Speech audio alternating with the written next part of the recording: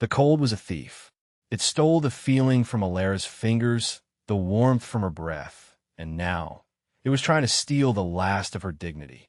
A rough burlap sack, smelling of potatoes and despair, was cinched over her head, the coarse fibers scratching at her neck. The world was a murky, suffocating brown, pierced only by the jeering sounds of the men gathered in the muddy thoroughfare of the town of Precipice. They called this an auction, but Alara knew it for what it was, a public stoning, just with coin and ridicule instead of rocks. "What am I bid for this cursed woman?" The auctioneer, a portly man named Silas Blackwood, who also ran the town's only saloon, bellowed. His voice was slick with cheap whiskey and self-importance, guaranteed to bring ill fortune to any household. Her husband met his end just by being near her. "Who'll start the bidding?" $10 for the curse. A wave of guttural laughter rolled through the crowd of miners and trappers. They were vultures in worn flannel and buckskin, circling the carcass of her life. Alara flinched, her hands bound tightly in front of her with a length of scratchy rope. Beneath the sack, tears she refused to let fall burned hot behind her eyes. It was not a curse that had taken her Liam. It was Jedediah Croft's greed, a greed as vast and cold as the winter-choked mountains that loomed over the town. $5, someone shouted, the voice thick with amusement. "I'll pay $5 to see what's under the bag." "Is she comely, Blackwood?" yelled another. "A curse ain't so bad if it's got a pretty face to go with it. That's for the winning bidder to discover." Blackwood shot back, enjoying his role as master of ceremonies. "She's sold as is, with a sack over her head. A mystery prize. But I warn you, Jedediah Croft himself says she's tainted. Refused to sell him her husband's claim. She did. Stubbornness is a sin, and this one is paying the price. Now, who'll give me 15? Alara's stomach churned at the mention of Croft's name. He was the civilized tyrant, the man in the pressed suit who owned the bank, the general store, and the souls of half the men in this town. When Liam had found a promising vein of silver on their small homestead deep in the Whisper Wind Canyon, Croft had offered a pittance. Liam refused. 2 weeks later, Liam was found at the bottom of a ravine, his mule gone. The death ruled a tragic accident. Alara knew better. Croft had visited the very next day, his condolences as hollow as a dead tree, his offer to buy the now burdensome property a venomous insult. Her refusal had sealed her fate. He had systematically destroyed her, calling in debts she never knew Liam had, turning the townsfolk against her with whispers of bad luck and a dark spirit. He wanted to break her, to force her off the land so he could claim it for himself. 20, a new voice called out. It was different from the others. Deeper, quieter. It did not carry the same mocking lilt. It was a sound like stones grinding together at the bottom of a riverbed, rough and ancient. A stillness fell over the rowdier members of the crowd, a subtle shift in the air as they turned to locate the source of the bid. Alara's heart hammered against her ribs, a frantic bird trapped in a cage. She tried to peer through the thick weave of the burlap, but could see nothing but shifting, indistinct shapes. She was chattel, a piece of property being bartered for. The humiliation was a physical weight, pressing down on her, threatening to crush the last fragile bone of her defiance. She thought of her younger sister, Lydia, tucked away in their small, cold cabin, her cough a constant, rattling ghost in the silence. Lydia was the only reason Alara had not simply walked into the snows and let the mountains take her. For Lydia, she had to endure. $20 from the mountain man, Blackwood crowed, his voice regaining its bluster. Do I hear 25? A rare chance to own your very own bad luck charm. Think of the stories you can tell.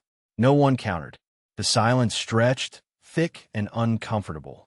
Alara could feel the collective gaze of the town on the lone bidder. She imagined him, a grizzled trapper with yellowed teeth and a mean glint in his eye, and a fresh wave of terror washed over her. What kind of man bought a woman at an auction like this? What fresh hell was she being sold into? Going once, going twice. Blackwood's voice dripped with disappointment at the low price. He had likely hoped for a more entertaining spectacle. 30, the deep voice said again. It was not a shout. It was a statement. Final. unchallengeable. It cut through the cold air with the sharp edge of finality. Blackwood sighed, the sound a deflating balloon. Sold, to the stranger in the back, for $30 silver. The gavel, a repurposed saloon mallet, banged against the wooden crate Ilera was forced to stand on. The sound echoed, the final nail being hammered into the coffin of her old life. She heard the clink of coins on the makeshift auction block. Heavy footsteps crunched in the mud, approaching her. They stopped directly in front of her. The air grew still, charged with a palpable sense of danger. The smell of pine needles, wet leather, and something wild, like ozone after a lightning strike, overwhelmed the stale scent of the sack. He was close. So close. A large, calloused hand gently touched the rope at her neck. She flinched violently, a strangled gasp escaping her lips. The hand paused, then retreated. There was a faint rasp of steel, and the oppressive weight of the sack was suddenly gone. Light, gray and unforgiving, flooded her vision. She blinked rapidly, her eyes watering against the sudden brightness. The first thing she saw was him. He was a mountain. Not just a mountain man, but a living, breathing piece of the wilderness itself. He stood well over 6 feet, with shoulders so broad they seemed to block out the sky. A heavy coat made from the pelt of some great, dark beast was thrown over his massive frame. His hair was a shaggy, dark mane, and his face was a landscape of harsh lines and old scars. One particularly vicious scar ran from his temple down across his cheek, disappearing into a thick, untamed beard. But it was his eyes that held her captive. They were the color of a winter sky, just before a storm, a piercing, pale gray that seemed to see right through her, to the fear and grief and fury warring within her. He was not old, perhaps 30 years of age, but his eyes held the ancient weariness of the stone and the ice. He was the most intimidating man she had ever seen, an apex predator standing amongst a pack of scavenging coyotes. He did not smile. He did not speak. His gaze swept over her, taking in her worn dress, her thin frame, and the raw, red marks on her wrists from the ropes. Then he looked past her, his storm-gray eyes landing on Jedediah Croft, who stood near the saloon doors with a smug, proprietary smirk on his face. The smirk faltered under the weight of the mountain man's stare. With a fluid, economical motion, the man drew a large hunting knife from sheath on his belt. The crowd murmured, some taking a step back. He ignored them. He reached forward, and with 2 quick, precise cuts, severed the ropes binding Ilera's hands. The blade moved with a sureness that was both terrifying and, in a strange way, reassuring. He was not clumsy. He was not careless. He sheathed the knife and gestured with his head toward a massive black horse tethered nearby, a creature almost as imposing as its master. Come, he said. The single word was a gravelly command, yet it lacked the cruelty she had expected. It was simple, functional. Ilera stood frozen, her newly freed hands trembling at her sides. She looked from the terrifying stranger to the leering faces of the townsfolk, to the triumphant sneer of Jedediah Croft. One prison for another. This was her fate. Swallowing the lump of despair in her throat, she took a hesitant step, then another, following the silent giant who had just bought her, body and curse, for the price of $30 silver. She did not know if she was being led to her salvation or to a different kind of doom, but as the first snowflakes of the coming blizzard began to drift down from the bruised iron sky, she knew she had no other choice but to find out. The journey from Precipice was a silent, brutal exodus. The man, whom she had not yet heard named, lifted her onto the back of his enormous horse as if she weighed no more than a sack of flour. He then swung himself up behind her, his large frame a solid wall at her back. The heat radiating from his body was a startling contrast to the biting cold, a furnace against the ice. She sat ramrod straight, every muscle in her body tensed, terrified to lean back against him, to show any sign of weakness or reliance. They did not take the main road. Instead, he guided the great horse onto a barely there trail that wound steeply into the jagged teeth of the mountains. The town of Precipice, a festering wound in the valley below, quickly disappeared behind a curtain of falling snow. The wind began to keen, a low, mournful sound that grew in pitch and intensity as they climbed higher. It shrieked through the barren branches of the aspens and pines like tortured souls, whipping the snow into a blinding, horizontal fury. Alara huddled into her thin wool shawl, which offered as much protection as a spider's web. The cold was a physical entity, a predator with claws and fangs that sank deep into her bones. Her teeth chattered uncontrollably, a frantic rhythm against the howling symphony of the storm. She had lived in the shadow of these mountains her whole life, but she had never been this deep, this high, this far from anything that resembled civilization. This was the domain of the grizzly and the wolf, a place where the rules of men did not apply. The man behind her was utterly unfazed. He was a part of this landscape, as much as the granite cliffs and the ancient pines. He navigated the treacherous, snow-covered path with an unnerving confidence, his body moving in perfect sync with the powerful horse beneath them. He had wrapped a thick wool scarf around the lower half of his face, and his hat was pulled down low, but she could feel the intensity of his focus. He was not fighting the storm. He was moving with it, a part of its wild, untamed power. Hours passed in a white, frozen blur. Alara's mind, numb with cold and fear, drifted. She saw Liam's face, smiling as he handed her a wild columbine. She heard Lydia's weak cough, a sound that tore at her heart. What would happen to Lydia now? She had left her with Mistress Gable, the baker's wife, a woman with a sliver of pity in her heart, promising to return. But how could she return? She was the property of this silent, savage man. Would he let her go? Would he even understand her plea? Just as she felt the last of her strength failing, the darkness in her vision starting to crystallize at the edges, the horse slowed. Through the swirling vortex of snow, she saw it. A cabin. It was small, nestled in a tight grove of colossal fir trees that offered some protection from the wind's fury. It was not a homesteader's cabin, built with hopeful neatness, but a fortress constructed of massive, dark logs chinked tightly with mud and moss. A thin ribbon of smoke curled from a stone chimney, a fragile banner of life in the vast, deadening white. The man dismounted with a soft thud, the snow crunching under his boots. He reached up for her, his large hands spanning her waist. This time, she did not have the strength to resist. He lifted her down, her legs buckling the moment her feet touched the ground. She would have collapsed into the snowdrift if not for his hands, which held her steady for a long moment. He was impossibly strong, his grip firm but not crushing.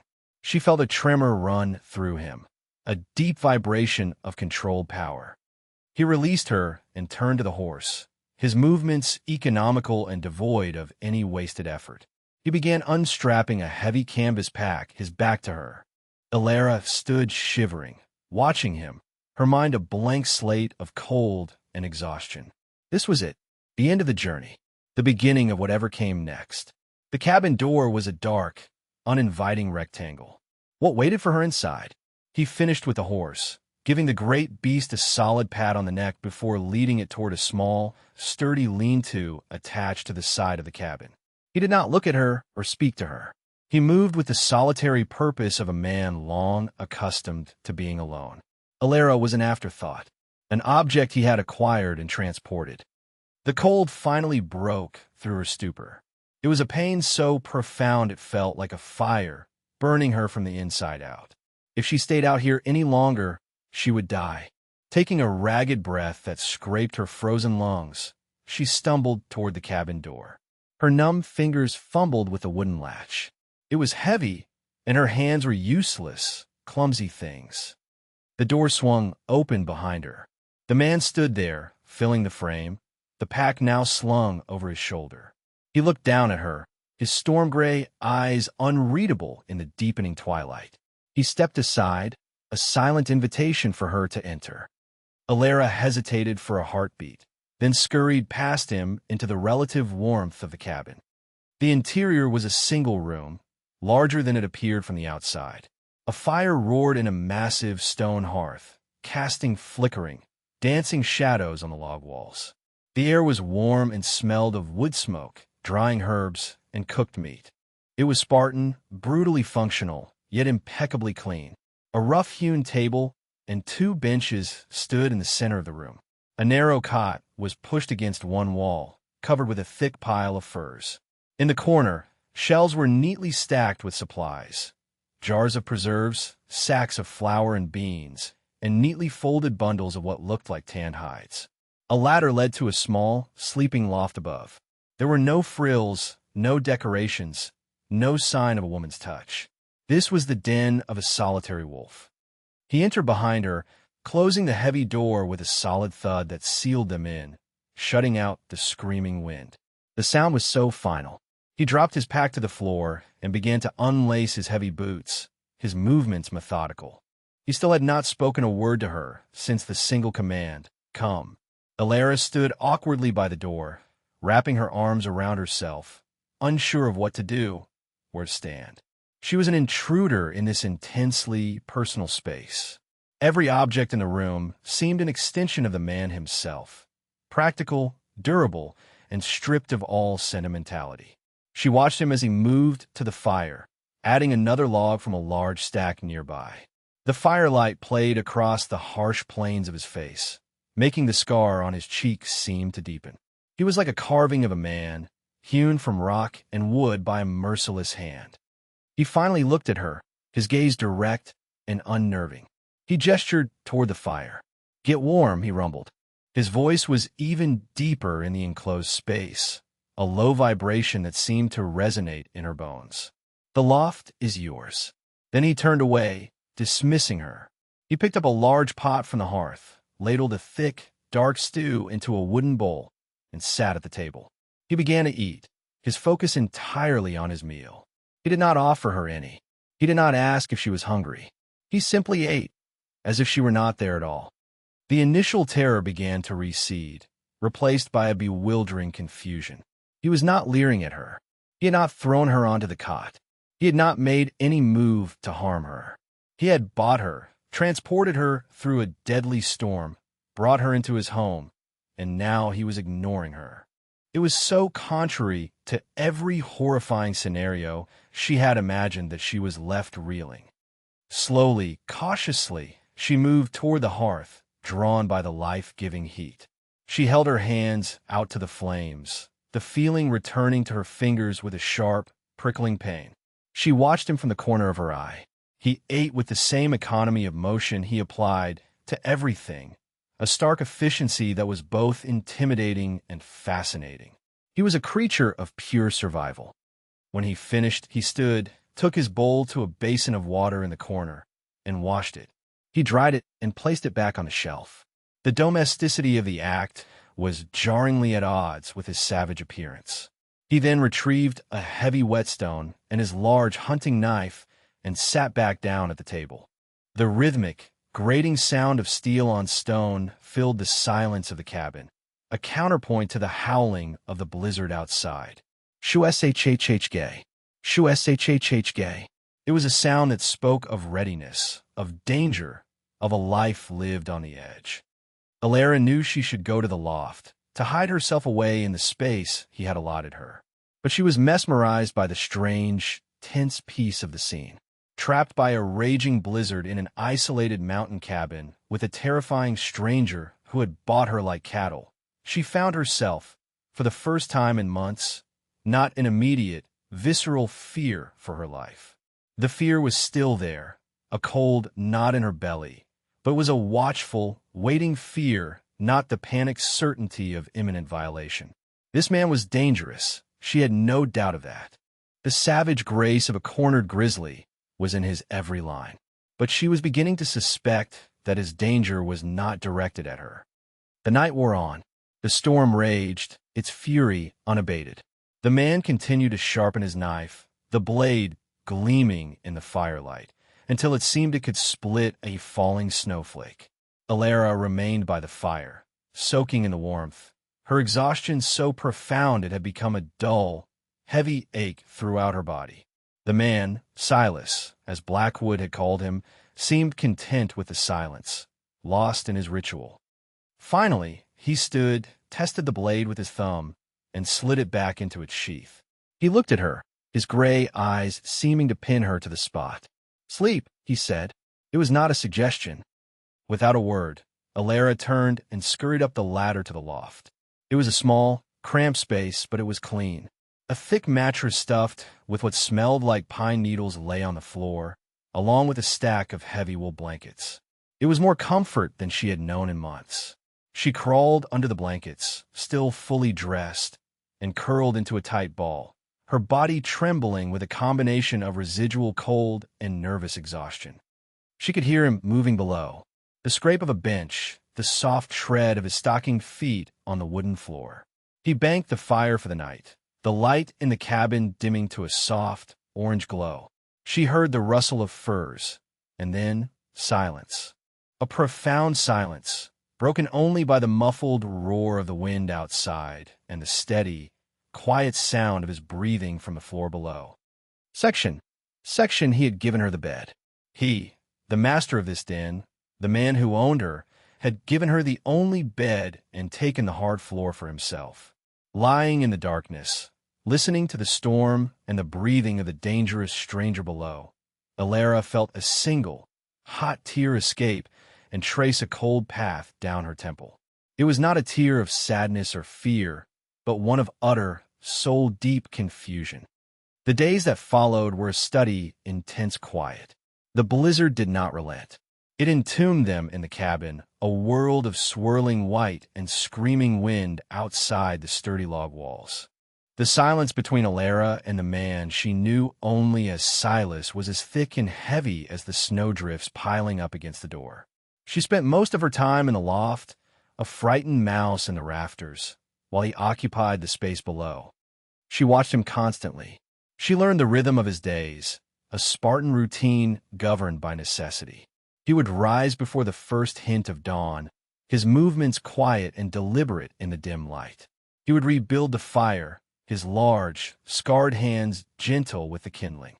He would check his traps near the cabin, returning with a rabbit or a grouse, his form a dark specter against the blinding white of the storm. He would skin his catch with the same terrifying knife he had used to cut her bonds, his actions precise and without malice, a simple act of survival. He ate twice a day, the same thick stew, and never offered her any.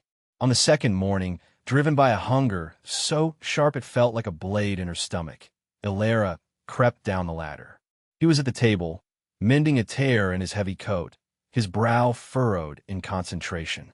She stood there, her hands clasped together, her throat tight. I am hungry," she whispered, the words barely audible over the howl of the wind. He did not look up from his work for a long moment. When he did, his gray eyes were flat, unreadable. He gestured with his head toward the shelves. "There's food." She stared at him, confused. Then, slowly, she understood. He was not going to serve her. He was not going to deny her. He was simply allowing her. The food was there. If she wanted it, she could take it. It was a transaction stripped of all social grace, reduced to its most basic form: need and provision. Hesitantly, she went to the shelves. She found a small pot, ladled some water from a bucket, and took a handful of dried beans and some salted pork. Her hands trembled as she worked, acutely aware of his presence, of his gaze on her back. She felt like a trespasser, a thief, even though he had given her permission. She cooked her meager meal over the fire, her movements clumsy and uncertain. When it was ready, she ate quickly, sitting on the hearthstones as far away from the table as she could get. He never said a word. This became their new routine. They coexisted in the small space like two wary animals forced to share a den. She cooked for herself, cleaned up after herself, and retreated to the safety of her loft. He went about his tasks, his silence a palpable force in the room. He never approached her. He never touched her. He never even looked at her for more than a fleeting moment. Her fear of him began to slowly, almost imperceptibly, transform. The terror of imminent violence was replaced by a deep, unsettling uncertainty. He was a puzzle she could not solve. He had paid for her, but he did not treat her as property. He had saved her from the mob, but he offered no comfort. He was a keeper, but not a captor. The turning point came on the fourth day. The cold had seeped deep into Alara's bones, and the memory of her sister's plight was a constant, aching weight on her soul. She had been holding it in, a knot of grief and worry so tight she could barely breathe. That evening, huddled by the fire while Silas oiled a rifle on the table, a dry, hacking cough escaped her. It was a small sound, but it was enough. The dam of her control broke. She thought of Lydia, left in that drafty room at the baker's house, her small body racked with a much worse cough, a sickness that had clung to her for months. The thought of her little sister, alone and sick and wondering where she was too much to bear. A sob tore from her throat, raw and ragged. She quickly clapped a hand over her mouth, horrified at the sound, at the show of weakness in front of this man. But it was too late. Another sob followed, then another, until she was shaking with silent, racking grief. She curled into herself on the hearthstones, her shoulders heaving, trying desperately to muffle the sounds of her despair. She heard the scrape of the bench as he stood. Her entire body went rigid. He was coming for her, to punish her for the noise, to cast her out into the storm. She squeezed her eyes shut, bracing herself. Heavy footsteps stopped beside her. She did not look up. She waited for the blow, for the harsh command. Instead, there was only silence. A long, drawn-out moment where the only sounds were her own choked sobs and the roar of the fire. Then, something soft and heavy settled over her shoulders. Her eyes flew open. It was a blanket, a thick, incredibly soft fur blanket from his own cot. He had taken it and draped it around her. Slowly, she raised her head. He was standing over her, a massive, shadowed figure against the firelight. He had a tin cup in his hand. He knelt, not with grace, but with a stiff, deliberate motion, bringing himself down to her level. The movement seemed to cost him something. He held the cup out to her. Steam rose from it, carrying the faint, clean scent of pine. "Drink," he rumbled. His voice was low, devoid of pity, but also of judgment. It was a simple, factual command. Her hand trembled as she reached for the cup. Her fingers brushed against his, and she flinched at the contact. His skin was rough, callous but warm. He held the cup steady until her own hands had a firm grip on it. It was hot, the metal warming her frozen fingers. She brought it to her lips and sipped. It was hot water infused with pine needles. The taste was sharp, clean, and surprisingly comforting. The warmth spread through her chest, loosening the knot of grief just a little. He remained kneeling for a long moment, his gray eyes fixed on her face. For the first time, she saw something other than cold indifference in their depths. It was not kindness, not yet. It was something more elemental, a quiet, solemn recognition of her pain. He looked at her as he might look at a wounded animal he had found in a trap, not with sentiment, but with a grave, respectful understanding of its suffering. Section he had not touched her beyond the brief, accidental brush of their fingers. He had not spoken any words of comfort. He had simply offered her warmth and a hot drink. It was a gesture so small, so simple, yet in the context of her fear and his terrifying silence, it was monumental. It was a pivotal act of gentleness, a crack in the wall of his savage solitude. He was not the monster she had feared. He was something else entirely, something far more complex and, perhaps, far more dangerous to the careful defenses she had built around her heart. After that night, the air in the cabin shifted. The tense, brittle silence was replaced by something softer, more breathable. Alara no longer scurried to the loft like a frightened animal. She began to move about the main room with more confidence. Her fear of Silas lessening with each passing hour, he continued to simply be. He remained taciturn, his words as rare and precious as gold nuggets. But his presence was no longer a threat. It was becoming a strange sort of comfort, a solid, unmovable anchor in the swirling chaos of the storm in her life. She started to take on small tasks, not out of obligation, but out of a desperate need for purpose. She swept the hearth, her movements tentative at first, then more sure as he made no sign of protest. She mended a small tear in one of the flower sacks, her stitches neat and even, a skill her mother had taught her long ago. She found a strange peace in these simple, domestic acts, a way to reclaim a small piece of herself in this wild, masculine space. One afternoon, as the blizzard raged into its sixth day, she found the courage to speak of the one thing that consumed her thoughts. Silas was at the table, meticulously cleaning his rifle, the parts laid out on an oiled cloth. "I have a sister," she said, her voice quiet but clear. "Her name is Lydia. She is unwell. I left her with the baker's wife in town." Silas did not stop his work. He continued to wipe down the rifle's barrel with a small, oiled patch, his movement steady. But Alara saw the subtle tightening of the muscles in his jaw. He was listening. Emboldened, she continued, the words tumbling out in a quiet rush. "She has a cough that will not leave her. It saps her strength. The town doctor said it was her lungs, that the mountain air was too thin, too cold. But we have nowhere else to go. Our parents, they passed from a fever 2 winters ago. It was just me and Liam and Lydia." She touched the small silver locket at her throat, a nervous, unconscious habit. "Liam was my husband. He had an accident." The word accident hung in the air, a deliberate lie that felt like ash in her mouth. She could not bring herself to speak the truth of Croft's evil to this stranger. Not yet. Silas finished with the barrel and began to reassemble the rifle, the metallic clicks of the mechanism loud in the quiet room. He worked for a full minute in silence after she had finished speaking. Alara's hope faltered. She had been foolish to speak, to expect any reaction from this man of stone.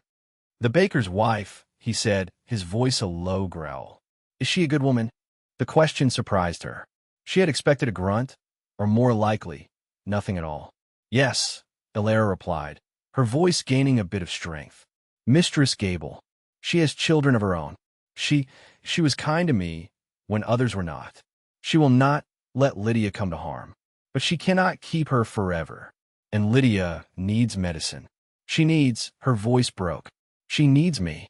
Silas slid the last piece of the rifle into place with a definitive click.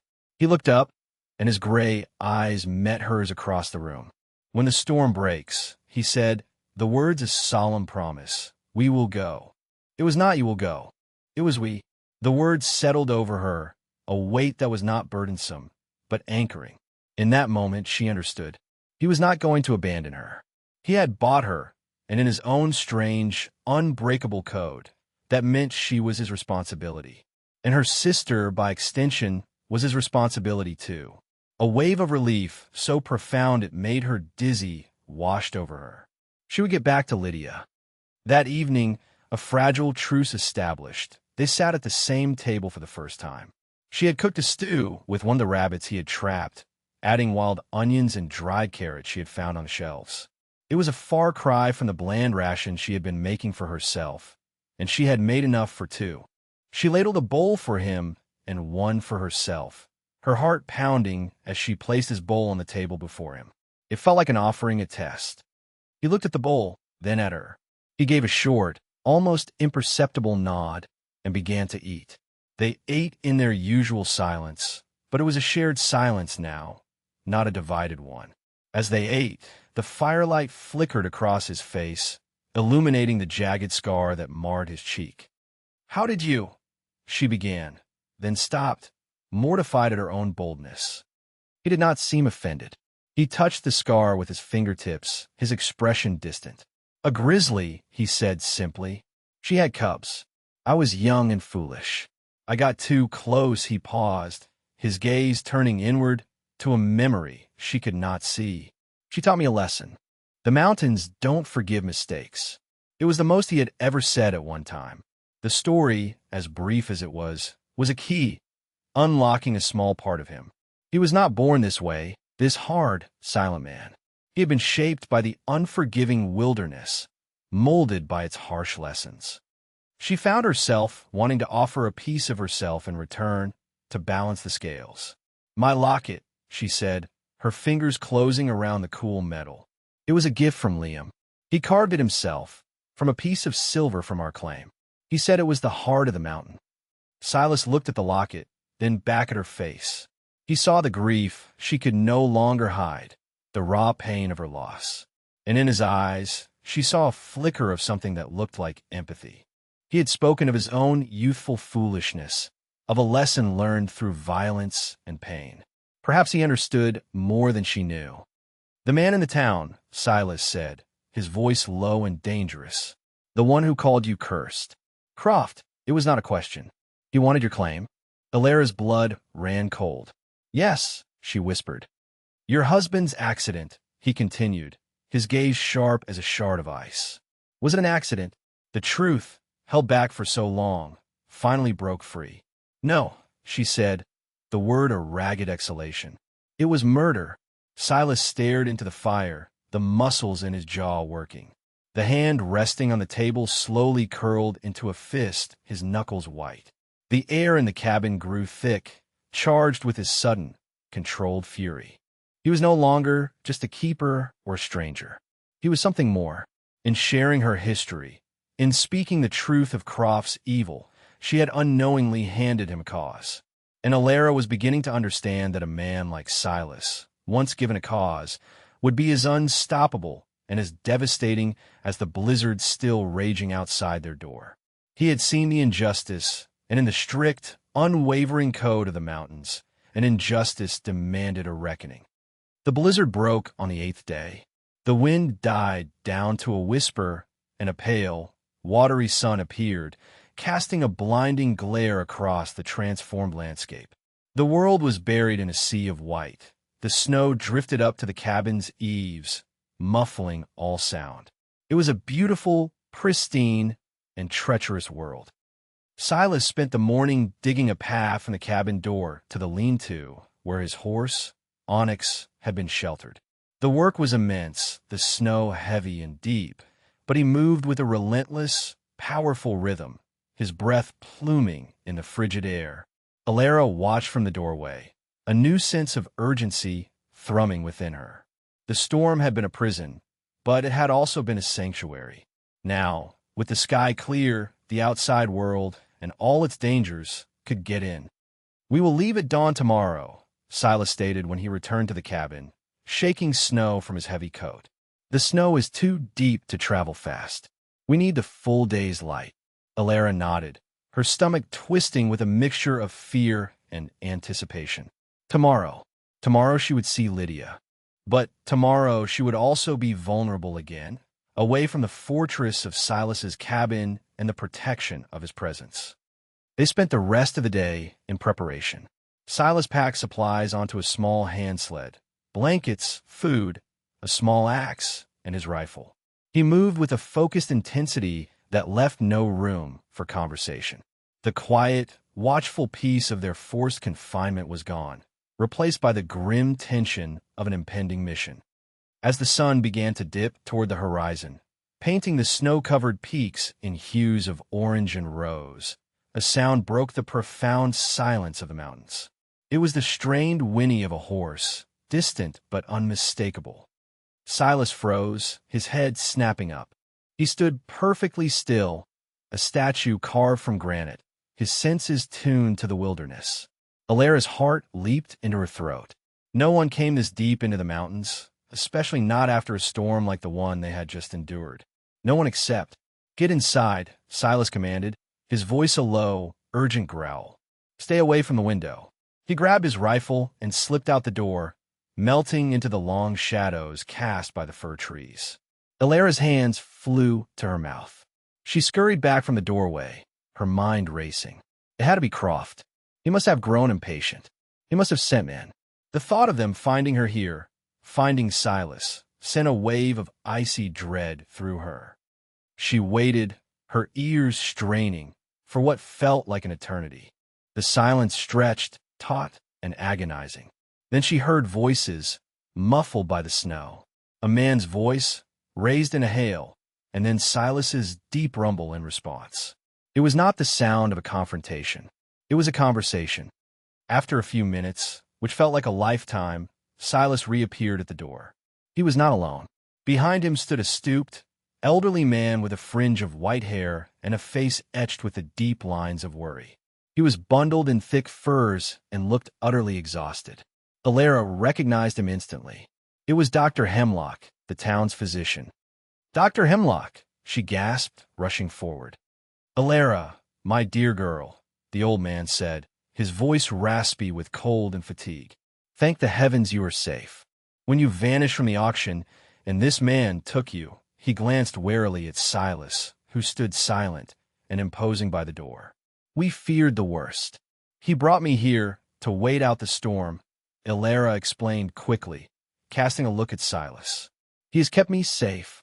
Dr. Hemlock nodded, though his eyes were still full of doubt as he looked at the savage-looking man and his Spartan cabin.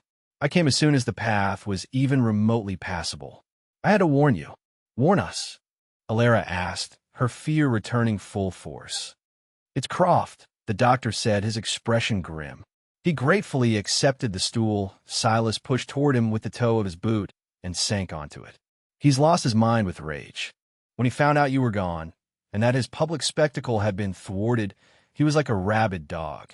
He's convinced himself that this man," he gestured again at Silas, "stole you, his rightful property.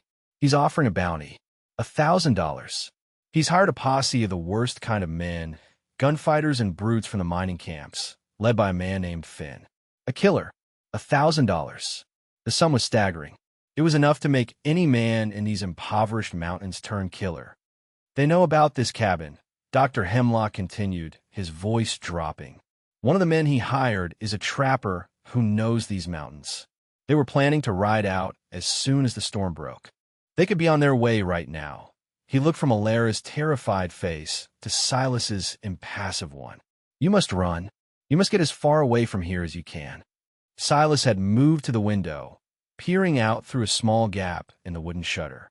He said nothing, but Alara could see the rigid line of his shoulders. He was not a man who ran. "And my sister?" Alara asked, her voice trembling. "Lydia, she is safe, for now," the doctor reassured her. "I have her in my home. I told the Gables it was for medical reasons, to keep her under observation. Croft does not know, but if he gets his hands on you, he will use the child to control you. There is no depth to which that man will not sink." He pushed himself to his feet, his old bones creaking. "I cannot stay. If I am seen here, it will only confirm their suspicions. I brought what I could." He unstrapped a small leather satchel. "Ammunition, some medical supplies, and this for the girl." He handed Alara a small, corked bottle. "Laudanum, for her cough and the pain. Use it sparingly." "Thank you," Alara whispered, clutching the bottle. It felt like a small, fragile piece of hope. The doctor gave her a sad, paternal smile. "Be safe, child." He looked at Silas, his expression a mixture of fear and pleading. "Protect her." Silas turned from the window, his gray eyes like chips of flint. He gave a single, sharp nod. It was all the promise the old doctor was going to get, but seemed to be enough. After Dr. Hemlock departed, a heavy, grim silence fell over the cabin. The plan to leave at dawn was shattered. They were no longer preparing for a journey. They were preparing for a war. Silas's demeanor transformed. The quiet, watchful man was gone, replaced by a focused, lethal predator preparing to defend his territory. He moved with a stark, terrifying purpose. "The sled is a trap," he said, his voice flat. "They will expect us to run. We will not." He began to systematically fortify the cabin. He barred the door with a heavy iron beam Alara had not noticed before. He checked the wooden shutters on the two small windows, ensuring they were secure. He brought in more firewood, stacking it high, and filled every available bucket and pot with fresh snow, setting it near the fire to melt for water. He was creating a fortress, a bastion against the coming siege. Watching him, Alara felt her fear begin to morph into something else. A cold, hard resolve.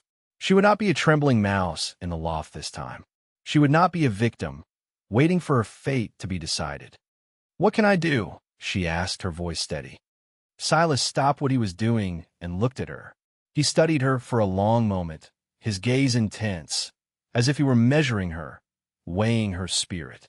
He seemed to find what he was looking for. He walked over to the cot where his rifle lay. He picked it up and held it out to her.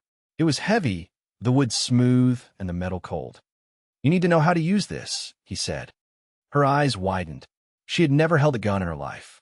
Liam had owned a small pistol, but he had kept it hidden away, believing firearms brought more trouble than they solved. I don't know how," she stammered. "I will teach you," he said simply.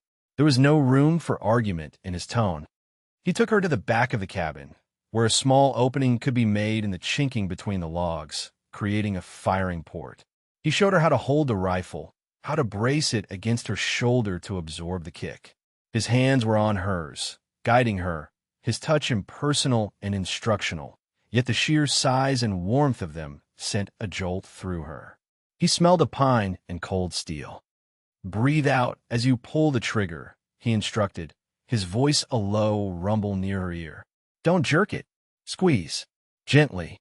He set up a target, a small piece of wood, on a snowbank some 50 yards away. "Aim for the center." Her first shot was a disaster. She flinched, closing her eyes as she pulled the trigger. The rifle bucked like a wild horse, the report deafening in the snow-muffled silence. The stock slammed into her shoulder, a painful, jarring impact. The shot went wide, kicking up a spray of snow far to the left of the target. "Again," was all he said. She reloaded, her fingers clumsy and cold, her shoulder already aching. She tried again, forcing her eyes to stay open this time. The shot was closer, but still a miss. A tear of frustration pricked her eye. "You are thinking of the noise of the kick," Silas said, his voice patient. "Do not think of them. They are part of the tool. Think only of the target. Think of the man who killed your husband. Think of Croft. Put his face on that piece of wood." His words were like a lit match to a dry fuse. The image of Croft's smug, cruel face flashed in her mind. The memory of Liam's broken body. The thought of Lydia, small and vulnerable. A cold fury, pure and clean, washed through her, banishing the fear and the frustration. She raised the rifle again. This time it felt different. It felt like an extension of her will. She braced it firmly, sighted down the long barrel, and placed the small metal bead right in the center of the target. She pictured Croft's sneering mouth. She breathed out slowly and squeezed the trigger. The rifle fired, the kick hard but expected. The report echoed off the mountainside, and on the snowbank, the piece of wood split in two. A sharp, triumphant breath escaped her lips. She had done it. She looked at Silas. A flicker of something, pride, respect, shone in his storm-gray eyes before it was gone. "Good," he rumbled. Again, they practiced until the light failed, until her shoulder was a bruised, throbbing ache and the smell of gunpowder clung to her hair. With each successful shot, she felt a piece of the old Alara, the grieving widow, the helpless victim, fall away, replaced by something harder, something stronger. Croft and his hired guns were coming. But the woman they were coming for, the cursed woman they thought to be an easy prize, no longer existed. She had been reborn in the crucible of the blizzard, and she was learning how to fight. They came at dusk. The failing light bled across the snow, turning the pristine white to a bruised purple, casting long, menacing shadows from the trees. The world was hushed, holding its breath. Alara and Silas were inside the cabin, the shutters drawn, the only light from the low fire in the hearth. The tension was a living thing, a third presence in the room, coiling in the smoky air. Silas stood near the main door, his rifle held loosely in one hand, his posture relaxed but radiating a lethal readiness. He was like a wolf waiting for the hunters, utterly calm, his wild instincts sharpened to a razor's edge. Alara was stationed at the small firing port at the back of the cabin, her own rifle resting on the log sill. Her heart hammered against her ribs, a frantic drumbeat against the profound silence. Her shoulder ached, a dull, throbbing reminder of her training, but her hands were steady on the cold steel of the gun. The first sound was the crunch of snow under a heavy boot, careless and arrogant. Then another. They were close. A voice, rough and mocking, cut through the twilight. "Oh, the cabin. We know you're in there. Mountain Man, Croft wants his property back. Send the woman out, and we might just let you live." Silas did not answer. He remained motionless, a figure of patient, deadly intent. "Don't want to talk?" The voice sneered. It belonged to a man named Finn, the leader, his reputation for cruelty known throughout the territory. "Have it your way." The world exploded in sound. The first shot shattered the evening quiet, splintering the wood of the front door.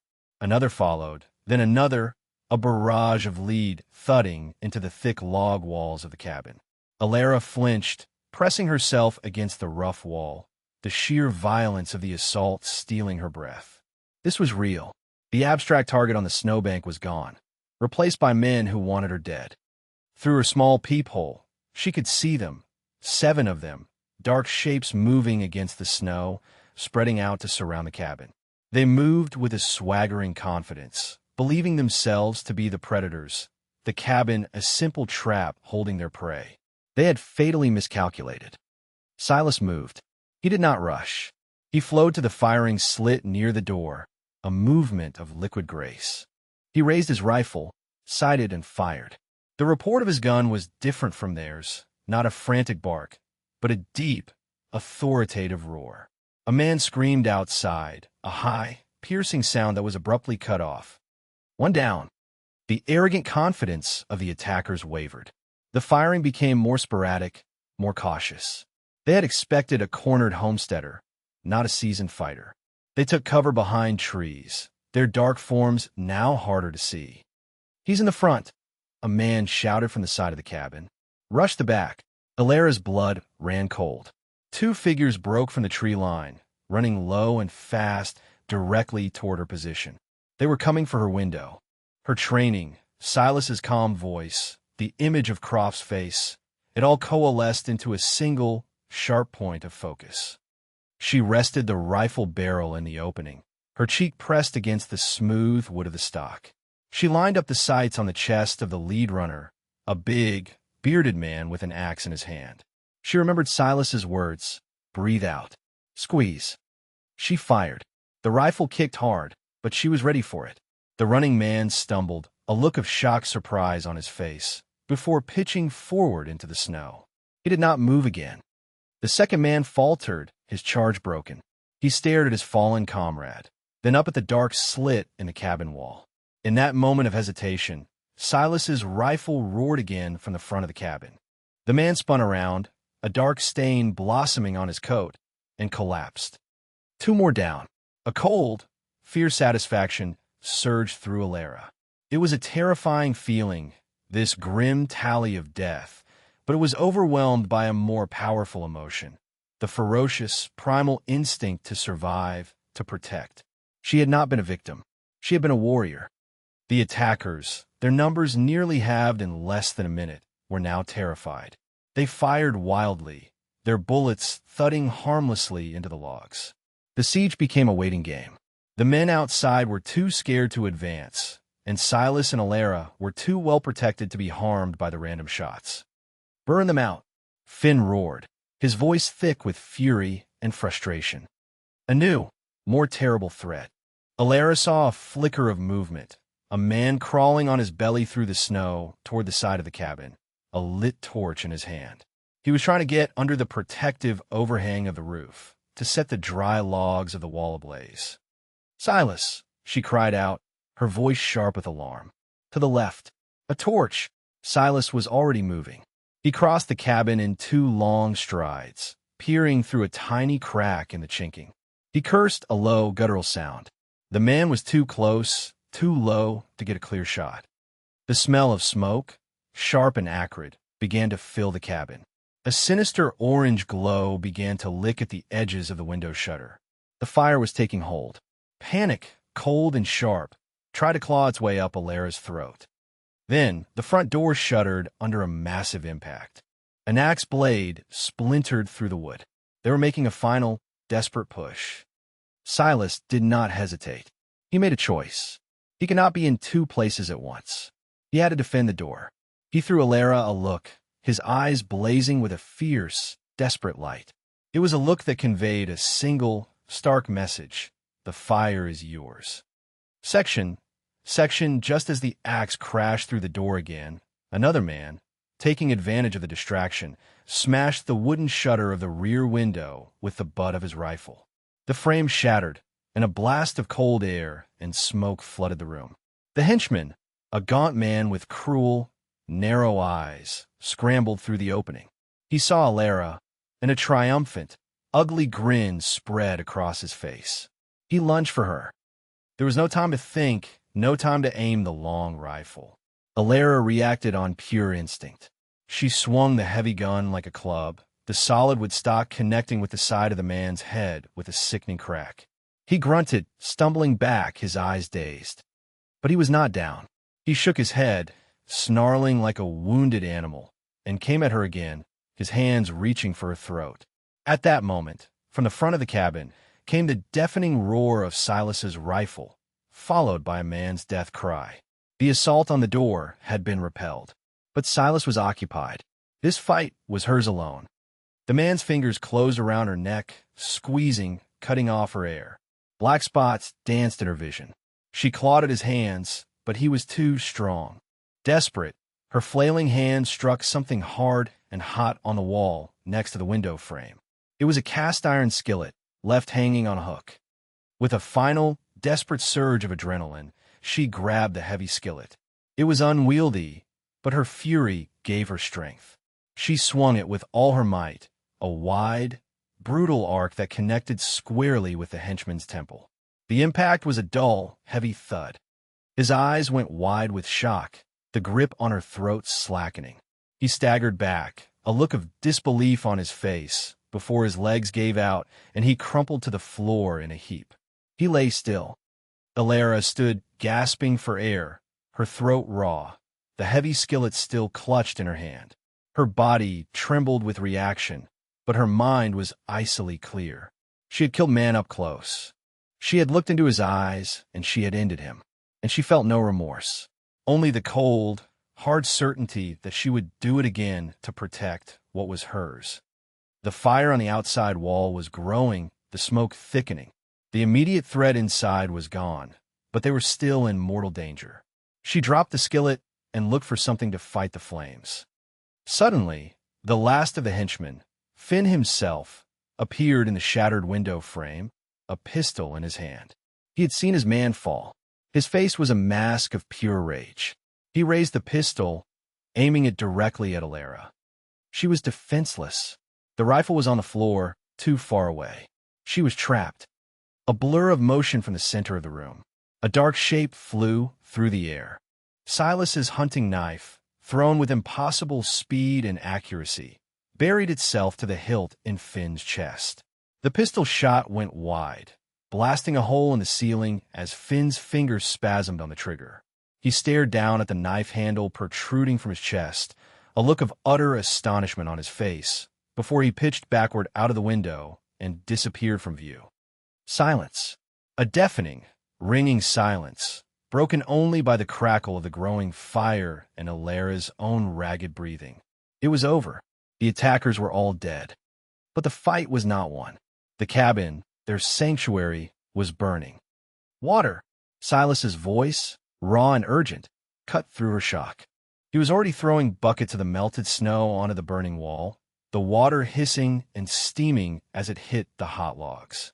Alara, jolted into action, grabbed another bucket and joined him. They worked in a frantic, desperate rhythm, throwing bucket after bucket against the flames, battling to save their fortress from the enemy within. The last of the hired guns lay dead in the snow, their dark forms staining the pristine white. The immediate, violent threat was extinguished, but a new one, the fire, consumed their focus. They fought it together, a desperate, two-person bucket brigade. Silas, with his immense strength, tore burning planks away with his bare hands, heedless of the pain, while Alara relentlessly doused the spreading flames. The cabin filled with thick, choking smoke, but they did not stop. They fought for their shelter with the same ferocity they had fought for their lives. Finally, after what seemed like an eternity, the last of the flames guttered and died, leaving behind a blackened, steaming, and grievously wounded wall. The danger was past. They stood in the center of the ravaged room, panting, covered in soot, the adrenaline slowly draining away, leaving a bone-deep exhaustion in its wake. The floor was littered with debris, splintered wood, shattered pottery, the still form of the man Alara had killed. The air was thick with the smell of smoke, gunpowder, and blood. The silence that descended was profound. It was the silence of the aftermath, the quiet that follows a storm of violence. Alara looked at Silas. His face was grim, smeared with soot, a fresh burn marking his forearm. His gray eyes met hers, and in their depths she saw a shared understanding that transcended words. They had faced death together. They had fought, and they had won. But as the last vestiges of the battle faded, a new shape emerged from the shadows of their victory. Jedediah Croft. He had not been among the attackers. The coward had sent his dogs to do his dirty work, waiting at a safe distance. And now, seeing the silence and the smoke, he made his move. He appeared in the splintered doorway, a small, expensive-looking pistol clutched in his hand. His fine suit was rumpled, his face pale with a mixture of fear and avaricious triumph. He saw the devastation, the body on the floor, and Silas, leaning heavily against the table, clearly exhausted and injured. He assumed the fight was over, and he had won. Well, Croft sneered, his voice a reedy, unpleasant sound. It seems the trash has been taken out. His eyes, small and reptilian, landed on Alara. You see, my dear? You see what happens when you defy me? All this trouble, all this unpleasantness. It could have all been avoided if you had just been a reasonable woman. Silas straightened up slowly, his body tensing. His rifle was on the floor, several feet away. His knife was still buried in Finn's chest outside. He was, for the first time, at a disadvantage. It's over, Mountain Man, Croft said, gesturing with his pistol towards Silas. You have been a thorn in my side, but your usefulness is at an end. Now, Alara, he said, his voice dropping to a possessive, wheedling tone, come here. We can finally put this all behind us. You will sign over the deed to the claim, and you will be mine. I am a forgiving man. Alara stared at him, at his smug, self-satisfied face, and the last remnants of fear inside her burned away, replaced by a white-hot, purifying rage. This man, this pathetic, cowardly creature, had murdered her husband, terrorized her sister, and sent 7 men to their deaths, all for a piece of rock and his own wounded pride. No, she said. Her voice was not the whisper of a victim. It was the low, steady growl of a survivor. It was a voice he did not recognize. Croft's face darkened. Do not test my patience, girl. I have won. Your protector is finished. Now come here. He took a step into the room, raising the pistol, his aim wavering between Silas and Alara. In that moment, Alara's arc of transformation completed its fiery trajectory. She was no longer the grieving widow or the hunted fugitive. She was a resurrected phoenix, forged in the crucible of grief and violence. She saw not an insurmountable threat, but a final obstacle to be removed. She took a step toward him. You want the claim, Jedediah? She said, her voice deceptively calm. You want me? You will have to take us. Croft's eyes narrowed, confused by her defiance. He took another step, drawn into her orbit, his attention focused solely on her. It was the opening Silas had been waiting for. With a roar of pure, primal fury, Silas launched himself across the short distance between them. He did not go for the gun. He went for Croft. He moved with the savage grace of a cornered grizzly, a blur of motion and raw power. He slammed into Croft, and the 2 men crashed to the floor. The pistol flew from Croft's hand, skittering across the room and coming to rest near the hearth. Croft screamed, a high, thin sound of pure terror. He was a man of money and influence, a tyrant who commanded others to do his violence. Confronted with it directly, he was nothing.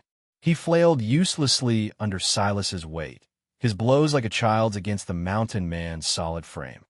But Silas was injured. His movements were slower, his strength compromised.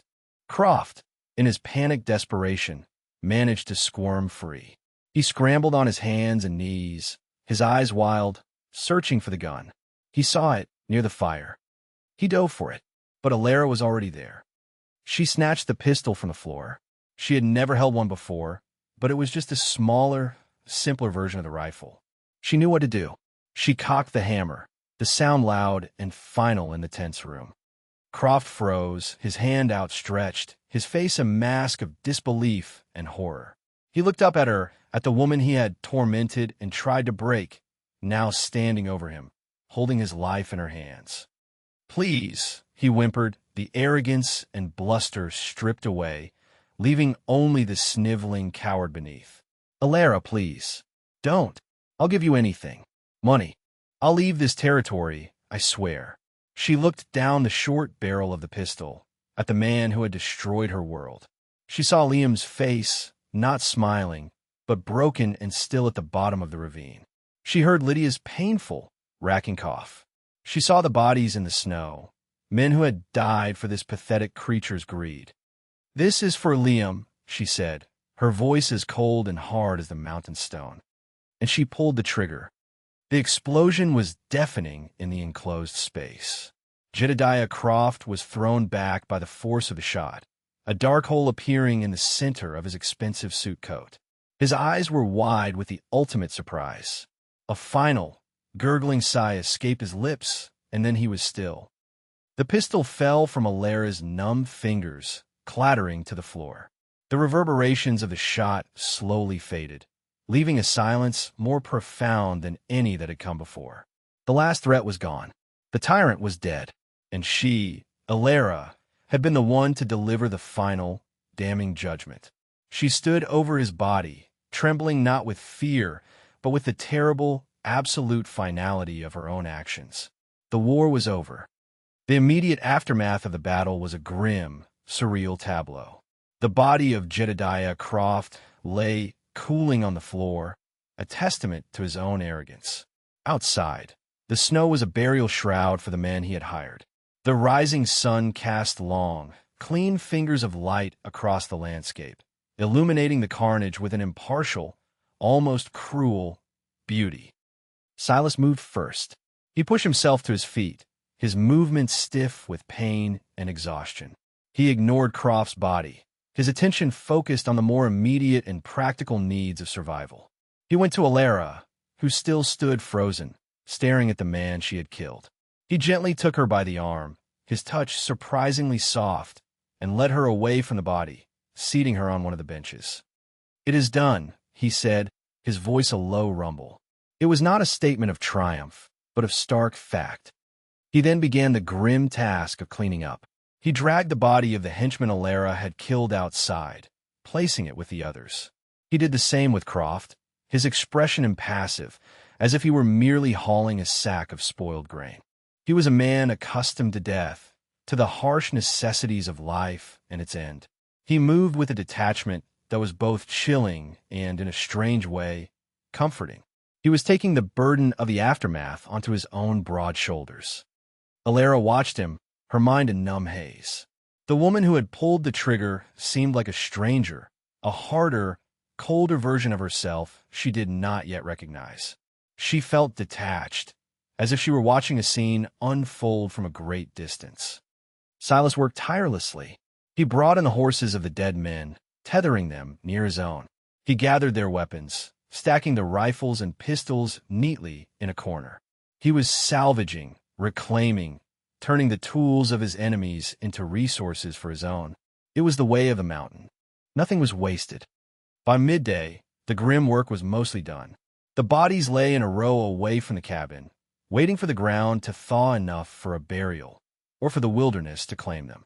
The interior of the cabin, though battered and scarred, had been restored to a semblance of order. Silas had even repaired the shattered window shutter and patched the hole in the door with rough planks. He finally stopped, his task complete. He stood in the center of the room, surveying his domain. His gaze fell on Alara.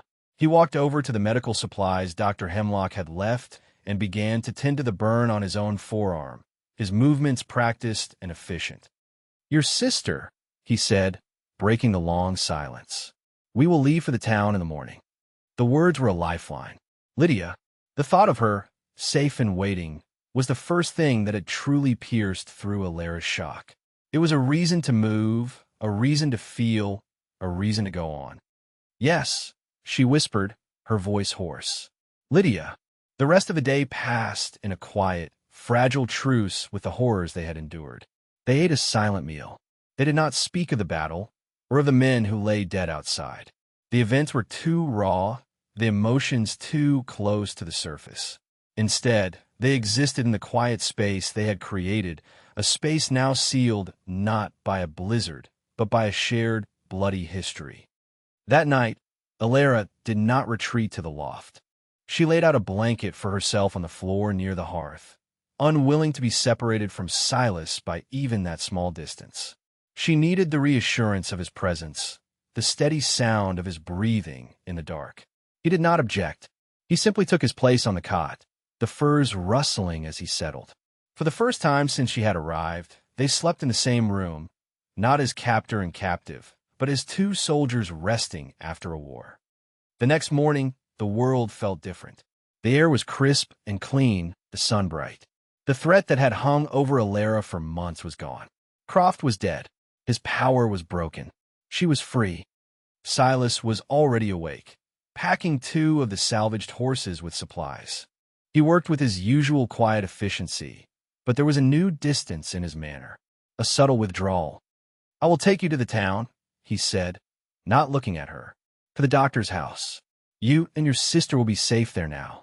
The law will have questions, but Croft owned the law in Precipice. With him gone, and with the doctor's testimony, you will be seen as the victim you are. The claim is yours. The silver is yours. You will be a wealthy woman." He spoke of her future, but he did not speak of a future that included him. Alara's heart, which had just begun to feel a fragile sense of hope, clenched with a new and different kind of fear. After they had packed, Silas went back into the cabin. Alara watched as he gathered a few personal items, a small leather-bound book, an extra knife, a pouch of something she could not identify. He wrapped them in a small oilskin cloth and tucked them into a saddlebag on his own horse, Onyx. It was not a large bundle. It was the pack of a man who traveled light, a man who was not accustomed to putting down roots, a man who was preparing to leave. The realization hit her with the force of a physical blow. His duty was done. He had bought her, protected her, helped her reclaim her life and her freedom. In his mind, the transaction was complete. He was a man of the mountains, a solitary wanderer. He had no place in the world of towns and homesteads and families. He was preparing to disappear back into the wilderness from which he had come. He believed his part in her story was over. But for Alara, it felt as though it had just begun. The thought of him riding away, of that solid, reassuring presence vanishing from her life, was an agony she had not anticipated. The silent, terrifying giant who had bought her for $30 had become her anchor, her partner, her savior. And now, at the crossroads of their victory, he was choosing the path that led away from her. The immediate threat was gone, but a new, more profound loss loomed on the horizon, a loss that felt more devastating than any that had come before. They rode down from the mountain in a world washed clean by the sun. The snow was a brilliant, blinding sheet over the landscape, and the air was so cold and clear it felt sharp in the lungs. Alara rode one of the salvaged horses, a sturdy mare, while Silas led the way on Onyx, a pack horse trailing behind. The journey was the reverse of their desperate flight into the mountains, but the silence between them was heavier now, fraught with unspoken words and the looming certainty of goodbye. Alara watched Silas's back, the set of his broad shoulders, the way he moved with the horse as one being. He was a part of this wild country, and she was a stranger to it.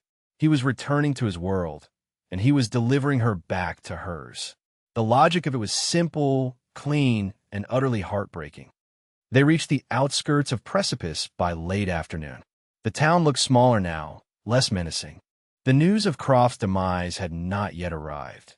It lay with them, a secret that would soon shatter the foundations of the corrupt little community. Silas did not ride into the main thoroughfare. He skirted the edge of the town, using the cover of the woods, his knowledge of the terrain absolute. He led them directly to the back of Dr. Hemlock's small house, which sat apart from the main cluster of buildings. The doctor, seeing them from his window, rushed out, his face a mess of anxiety that quickly turned to stunned relief. "Alara, Silas, you're alive." His gaze fell on the extra horses, the stack of rifles, and the grim, exhausted set of their faces. "Croft, he won't be troubling anyone again," Silas said, his voice flat. It was all the explanation needed. A small face appeared in the doorway behind the doctor. A pale girl with large, frightened eyes and a cloud of dark hair. "Alara," the small voice whispered. "Lydia." Alara slid from the horse before it had even fully stopped, running to the door and sweeping her little sister into her arms. Lydia was thin, too thin, but she was warm and real. Alara held her tight, burying her face in her sister's hair, tears of overwhelming relief streaming down her face. All the horror, all the violence, all the fear, it had all been for this. This moment, this reunion. Silas watched from his horse, his face an unreadable mask. He saw the fierce, tender love between the two sisters. He saw the home, the family that was waiting for Alara. This was her world, a world of gentle embraces and soft words. It was not his. He dismounted and began to unload the pack horse, placing the medical supplies and the bottle of laudanum on the doctor's porch. He took the deed to the claim, which he had found in Croft's pocket, and handed it to the stunned doctor. "This belongs to her," he said. "See that she gets it, and that the law is handled properly." Dr. Hemlock nodded, speechless, his eyes wide as he looked at the stoic mountain man. Silas turned back to his horse. He checked the straps on his saddle, adjusted the small bundle of his belongings. His movements were final. He was preparing to mount, to ride away without another word. Alara, still holding Lydia, saw him. She saw the finality in his posture, the solitary set of his jaw. The future he had secured for her stretched out before her. A future of safety, of wealth, of a life with her sister. And it felt empty. It felt cold, because he was not in it. "Wait," she said, her voice clear and strong. Silas paused, his hand on the saddle horn, but he did not turn around. She gently set Lydia down, whispering for her to stay with the doctor. She walked across the snow-covered yard, her boots crunching, until she stood directly behind him. He was a wall of muscle and leather, a mountain of man who was about to let her go. The timid, fearful woman he had bought at auction would have let him. But that woman was gone. "Look at me, Silas," she commanded. It was the first time she had used his name, and the sound of it hung in the air between them. Slowly, he turned. His storm-gray eyes were filled with a deep, painful conflict. He looked at her, at the woman he had fought for, the woman who had fought alongside him. She was no longer the broken creature from the auction block. Her face was smudged with dirt, her hair was a mess, but her eyes blazed with a fire he had never seen before. She was magnificent, and she was everything he believed he could not have. "Your duty is not done," she said, her voice unwavering. "You bought me for $30. That was a contract. But what happened in that cabin, that was not a contract. That was a partnership. We fought together. We bled together. We survived together." He remained silent, his jaw tight, his gaze fixed on her. "You think your part is over," she continued, taking a step closer. "You think you can just deliver me back to my life and disappear back into your solitude. But you are wrong. You're a part of my life now. You are a part of our life." She glanced back at Lydia, who was watching them with wide, curious eyes from the porch. "That cabin," she said, her voice softening. "That battered, broken cabin, that is the only place I have ever felt truly safe. That is a home, not just a shelter, a home that we defended. Together." She reached out and laid her hand on his chest, over his heart. She could feel its steady, powerful beat beneath her palm. "I am not asking you to be my protector anymore, Silas. I can protect myself. I prove that. I am asking you to be my partner. I'm asking you to stay. Don't go back to being alone. Come home." Her plea, her promise, hung in the frigid air. It was not a plea for rescue. It was an offer of belonging. She was not a liability to be protected. She was a woman offering him a place in her world, a family, a future. Silas looked down at her hand on his chest, then into her fierce, hopeful eyes. He looked over at the small girl watching them, a girl who needed a family. He looked at the town, a place of rules and people and complications. And he looked back at Alara, the woman who had faced down death and emerged stronger, the woman who saw not a savage, but a man worthy of a home. For his entire life, he had been a man apart. Solitude was his armor, the wilderness his only confidant. To stay would be to discard that armor, to step into a world that was unfamiliar and frightening in its own way. It would mean being vulnerable. It would mean having something to lose. He saw the future she was offering him, the hard work of rebuilding the homestead, the laughter of a child, the quiet companionship of a woman who understood the darkness in him because she had a darkness of her own. It was a terrifying and beautiful prospect.